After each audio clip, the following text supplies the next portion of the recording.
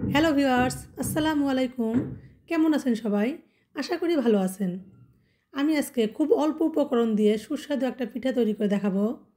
পিঠাটা দেখতে যতটা সুন্দর, খেতেও কিন্তু খুবই মজা। তো পিঠাটা তৈরি করতে প্রথমে আমি একটা ফ্রাই প্যানে কোরানো নারকেল নিয়েছি 1 বাটি। তারপর এখানে দিয়ে দেবো খেজুরের গুড়। খেজুরের গুড় আর নারকেলটা ভালোভাবে আমি জাল করে নিব। আমরা যেভাবে পুলি পিঠা তৈরি করতে চাই নারকেলের পুরটা তৈরি করি, সেভাবে একটা পুর তৈরি করে নিব। নারকেলটা গলে যাওয়া পর্যন্ত আমি এটা রান্না করে নিব। তোমার পুরটা রান্না প্রায় হয়ে এসেছে।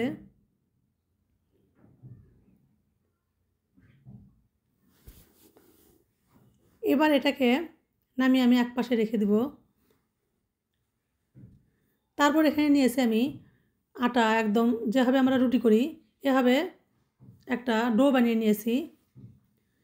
তারপর এরকম হাত দিয়ে চেপে চেপে একটা বাটির মতো করে নিব। আপনারা দেখলেই বুঝতে পারবেন। তারপর এখানে আমি নারকেলের পুরটা দিয়ে দিব।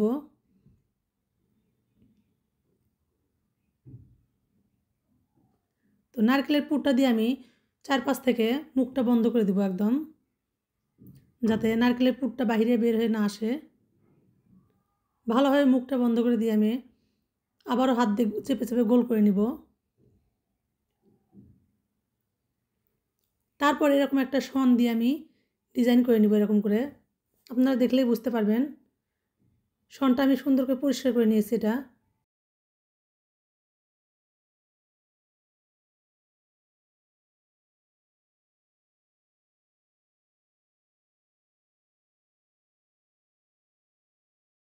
তো এভাবে আমি সবগুলো পিঠা তৈরি করে নিব।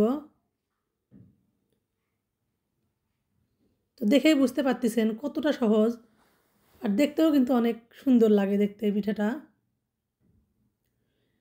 তারপরে একটা ফ্রাই প্যানে আমি সবগুলো পিঠা একে একে দিয়ে দিব।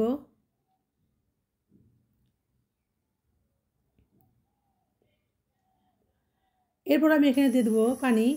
এই পানিটা আমি দিব পিঠাটা যাতে কম অর্ধেক ডুবে থাকে এরকম অবস্থায়। পানি দিয়ে আমি এটা ঢেকে দিব। তারপর এটা আমি ভাপিয়ে নিব।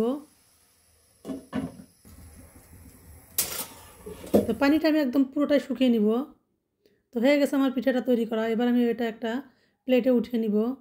তো দেখেই বুঝতে পারতেছেন কতটা সহজ।